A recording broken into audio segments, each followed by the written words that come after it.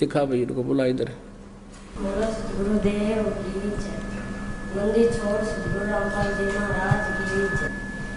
मैं किसी मिस्त्री के पास गया हुआ था, फर्नीचर वाले मिस्त्री के पास गया हुआ था, तो उसके ऊपर से 11,000 वोल्टेज के तार गए हुए थे।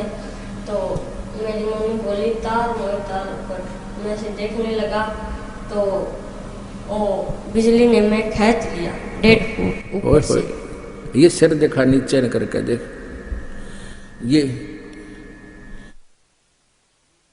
ये निशान पड़ रहा है लड़के के, ये नीचा कर गर्दन थोड़ी सी, ये देख उतर जाओगे हो। ओए होए होए, ये बंदी छोड़। ये तो 1 महीने के बाद ये सती थी, 2 उंगल पूरी आ जाए, इतना खड्डा था इस बच्चे का, पैर का अंगूठा देखो इसका है। अब तो ये बहुत ठीक हो गया ना, कति कंडेम होया पड़ा था उस दिन। अपने आत्माओं समर्थ का शरणाग हो, रंग होरी हो, कदे ना हो ए काज राम रंग होरी हो। हमरा भक्त पे छोड़ी होई, तुम्हारा नाम ना लेवे कोई। परमात्मा कहते जब हमारे भक्ता पर आपत्ति आ गई तो हमारा नाम कौन लेगा।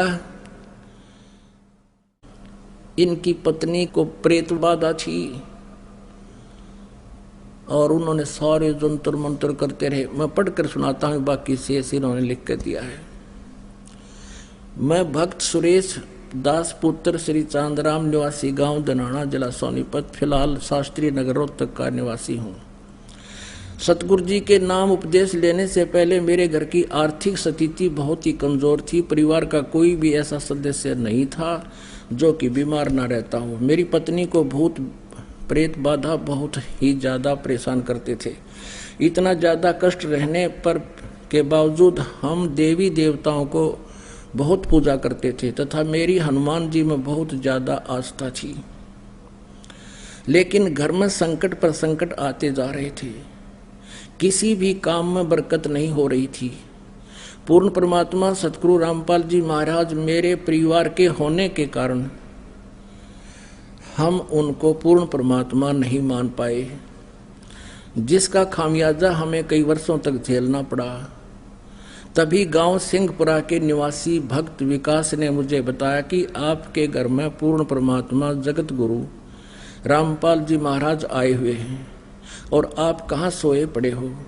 तो मैंने कहा कि काल ने हमें कष्ट ही इतने दे रखे हैं कि वहाँ के बारे में जानने का टाइम ही नहीं मिला। सारा समय डॉक्टरों के चक्कर काटने में चला जाता है, ऊपर से आर्थिक तंगी भी बहुत रहती है। उस भक्त ने मुझे काफी समझाया कि पूर्ण परमात्मा की ऐसी दया हुई कि मैं संत रामपाल जी महाराज से नाम उपदेश लेने के लिए अक्टूबर 2010 में सतलोक आश्रम बरवाला में पहुंचा। नाम उपदेश लेने के बाद सतगुरु जी ने अपना दया का पिटारा खोल दिया और मुझे वो सुख अनुभव होने लगे जिनका वर्णन इस जुबान से कर पाना बहुत मुश्किल है। मेरी पत्नी को बहुत प्रेत सता रहे थे, सतगुरु जी की दया से अब वह पूर्ण रूप से ठीक है। 7 सितंबर 2011 को, अभी पिछले महीने की बात है, 7 सितंबर, मेरा लड़का मोहित उम्र 12 साल, जो कि मेरे कहने पर मिस्त्री को बुलाने के लिए गया था। मिस्त्री के मकान के ऊपर 1100 वोल्ट की वोल्टेज की तार थे। लड़के का तारों के बीच में 1 फीट की दूरी थी। जब वह उनके नजदीक गया तो तारों ने लड़के को खींच लिया। लड़के के सिर पर तार गड़ गया, इसका निशान दिखाएंगे आपको, ये भगवान, तथा मुंह जल गया। बिजली सारे शरीर में प्रवेश करके पैर के अंगूठे की हड्डी को तोड़कर निकल गई। उसमें मेरे लड़के को सतगुरु रामपाल जी महाराज बहुत ही चमकदार शरीर यानी तेजो में शरीर सहित दिखाई दिए। उन्होंने लड़के का हाथ पकड़कर छज्जे पर लटा दिया। फिर लड़के की और सतगुरु जी की बात हुई तथा जब सतगुरु जी जाने लगे तो लड़के ने पूछा, गुरुजी कहाँ जा रहे हो? क्योंकि बेहोश था उस टाइम लड़का और आत्मा से बातें हो रही थी। सतगुरु जी ने कहा बेटा मैं तेरे साथ हूं, तू घबरा मत। उसके बाद हम लड़के को हॉस्पिटल में ले गए। वहां पर भी लड़के को गुरुजी दिखाई दिए और मेरे लड़के ने कहा कि गुरुजी मेरे साथ हैं, तुम घबराओ मत।